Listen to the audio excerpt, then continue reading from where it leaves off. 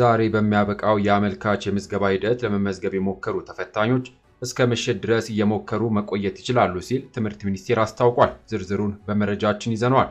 በሌላ መረጃ የኢትዮጵያ እስልምና ጉዳዮች ጠቅላይ ምክር ቤት በጥላቻ ንግግር ግጭት ለመፍጠር የሚንቀሳቀሱ አካላት ተጠያቂ እንዲሆኑ ጋዜጣዊ መግለጫ ሰጥቷል። ዝርዝሩን ታደምጣላችሁ። በሌላ ዜና የሶማሊያ ጦር ባካሄደው የአየር ጥቃት ከፍተኛ የአልሸባብ አዛዥን መግደሉን አስታውቋል። ዝርዝሩን በመረጃችን እነግራችኋለን። ከውጪ አሜሪካ 83 በመቶ የሚሆነውን የእርዳታ ፕሮግራሞቿን መሰረዟን አስታውቃለች። እንዲሁም ማርክ ካርኒ የካናዳ ጠቅላይ ሚኒስትር ሆነው ተመረጡ። የኤለን መስክ ማስጠንቀቂያ ለዩክሬን የሚሉትና ሌሎች ከሀገር ውስጥ ከውጭ የተሰሙ አጫጭር ዘገባዎችን በዚህ መረጃ ሰዓት አካተናል። ሰላም ጤና ስጥልኝ የተከበራችሁ የዩቲዩብ ቻናላችን ቤተሰቦች፣ ወደ ሰዓቱ ወደ ያዝንላችሁ መረጃዎች እናልፋለን። አብረን እንከታተለው።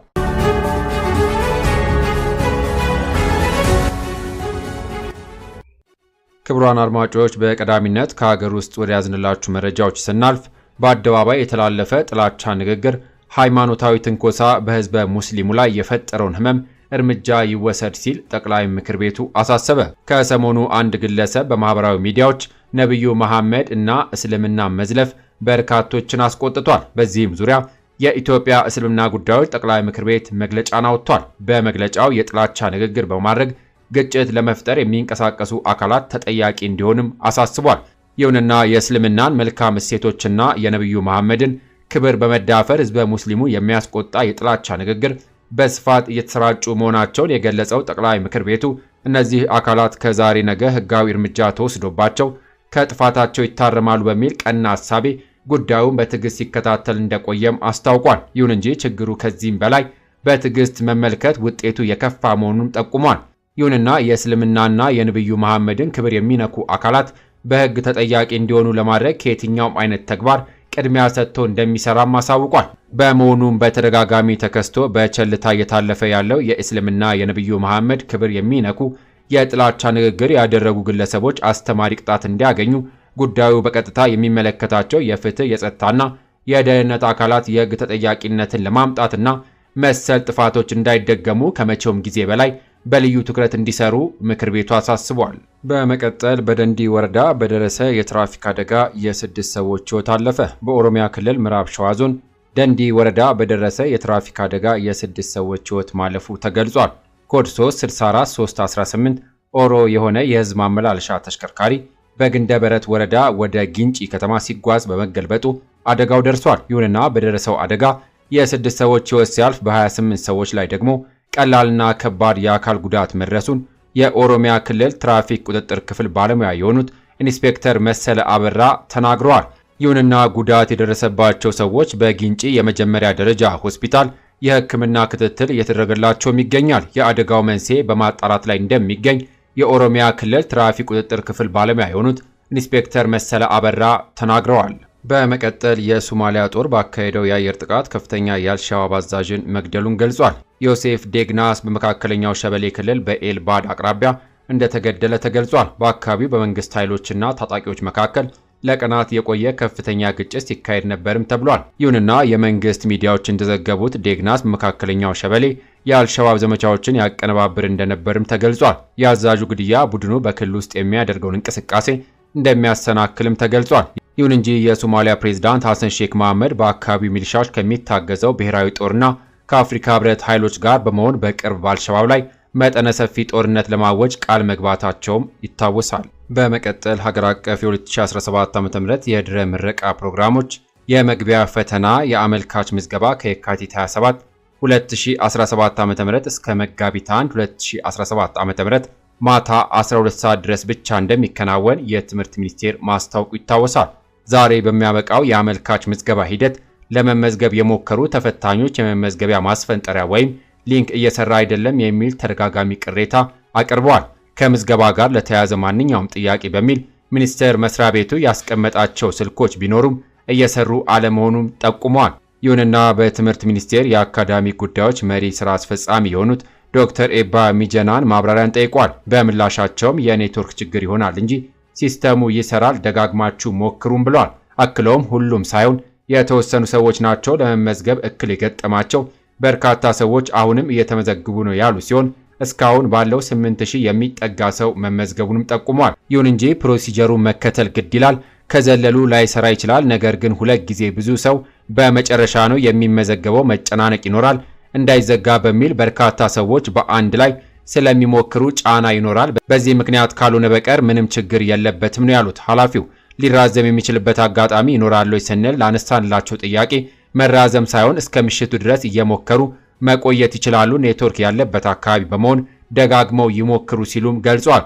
ይህ በእንዲህ እንዳለ ትምህርት ሚኒስቴር የተፈታኞች የመፈተኛ ዩዘርኔም እና ፓስዋርድ በመመዝገቢያ ፖርታል በኩል የሚላክ መሆኑና የመመዝገቢያ ክፍያ ብር 700 በቴሌ ብር በኩል ብቻ መፈጸም እንደሚጠበቅባቸው ማስታወቁ ይታወሳል። ይሁንና ፈተናው የሚሰጥበት ቀን በቀጣይ እንደሚገለጽ ትምህርት ሚኒስቴር አስታውቋል። በመጨረሻም ከውጪ አሜሪካ 83 በመቶ የሚሆነውን የእርዳታ ፕሮግራሞቿን መሰረዟን አስታወቀች። ሀገሪቱ ከ6 ሳምንት ግምገማ በኋላ 83 በመቶ የሚሆነውን የእርዳታ ፕሮግራሞችን መሰረዟን ነው የአሜሪካ ውጭ ጉዳይ ሚኒስትር ማርኮ ሮቢዮ በኤክስ ገጻቸው ያስታወቁት። ይሁንና በቢሊዮን የሚቆጠሩ ዶላር ወጪ ይደረግባቸው የነበሩ 5200 ኮንትራቶች ተቋርጠዋል ያሉት ሚኒስትሩ እነዚህ ለብሔራዊ ጥቅማችን ምንም የማያገለግሉ አንዳንዶቹ የሚጎዱ ጭምር ናቸው ሲሉም ገልጿል። ይሁንና ቀሪ 18 በመቶ የሚሆኑ ፕሮግራሞች 1000 የሚጠጉ በስቴት ዲፓርትመንቱ በአግባቡ እየተመራ እንደሚቀጥል የአሜሪካ ውጭ ጉዳይ ሚኒስትር ማርኮ ሮቢዮ ገልጸዋል። በሌላ ዜና የኤሎን መስክ ማስጠንቀቂያ ለዩክሬን። ኤሎን መስክ ስታርሊንክን ባጠፋው የዩክሬን የጦር ግንባር ይፈርሳል ሲሉም ተናግረዋል። አሜሪካዊው ቢሊዮነር ኤሎን መስክ ዛሬ ባሰፈሩት መልእክት የሳተላይት ኢንተርኔት አገልግሎት መስጫ የሆነውን ስታርሊንክ ለዩክሬን ጦርነት ወሳኝ መሆኑንም አስታውቋል። የዩክሬን ማናቸውም ወታደራዊ ግንኙነቶች የሚከናወኑት በሱ ባለቤትነት በሚተዳደረው በዚህ ስታርሊንክ አማካኝነት እንደሆነም ገልጿል። ይሁንና ኤሎን መስክ በኤክስ ገጻቸው ላይ እኔ ፑቲንን ከዩክሬን ጋር በሚያደርገው ጦርነት ፈትኘዋለሁ ሲሉም ተናግረዋል። እናም የእኔ ስታርሊንክ ሲስተም ለዩክሬን ጀርባ አጥንት ነው ካሉም በኋላ ስታርሊንኩን ባጠፋው የዩክሬን የጦር ግንባር ሙሉ በሙሉ እንደሚፈራርስም አስረድተዋል። ለዓመታት በተደረገው በዚህ ጦርነት ዩክሬን ላታሸንፍ ነገር ይህንን በማድረጉና ሰዎች በመሞታቸው እንደሚጸጽተውም ኤሎን መስክ አስረድተዋል። ጨምረውም አሁን ሁሉም የሚመለከተው ሁሉም ይህ ሰው እየበላ ያለ ጦርነት እንዲቆም ማድረግ አለበት፣ አሁንም ሰላም ያስፈልጋል ብለዋል። በሌላ ዜና ማርክ ካርኒ የካናዳ ጠቅላይ ሚኒስትር ሆነው ተመረጡ። ከአሜሪካ ጋር ያለውን የንግድ ጦርነት እንደሚያሸንፉም ቁርጠኝነታቸውን ገልጿል። ማርክ ካርኒ ጀስቲን ትሩዶን ተክተው የካናዳ ጠቅላይ ሚኒስትር ሆነው ተመርጧል። የቀድሞ የካናዳ ብሔራዊ ባንክ ገዢ ማርክ ካርኒ 3 የሊበራል ፓርቲ ተቀናቃኞቻቸውን በማሸነፍ ጀስቲን ትሩዶን ተክተዋል። ድላቸውን ተከትሎ ባደረጉት ንግግርም በአሜሪካ የቀድሞ ፕሬዝዳንት ዶናልድ ትራምፕ የተጀመረውን የንግድ ጦርነት እንደሚያሸንፉም ገልጿል። አሜሪካ ስህተት ልትሰራ አይገባም ያሉት ካርኒ እንደ ሆኪ ጨዋታ በንግድም ካናዳ ታሸንፋለችም ብለዋል። ይሁንና ማርክ ካርኒ አለመረጋጋት የገጠማትን ካናዳ ሲረከቡ የንግድ ጦርነቱን በማሸነፍ ኢኮኖሚያዊ መረጋጋትን ለማስፈን ቁርጠኛ መሆናቸውንም አረጋግጧል። በሚቀጥሉት ቀናት ቃለ መሐላ ፈጽመው አዲሱ ጠቅላይ ሚኒስትር ይሆናሉ የተባሉት ማርክ ካርኒ ከዚህ በፊት በህዝብ ምርጫ የሚመረጡ የፖለቲካ ስልጣኖችን ይዘው አያውቁም።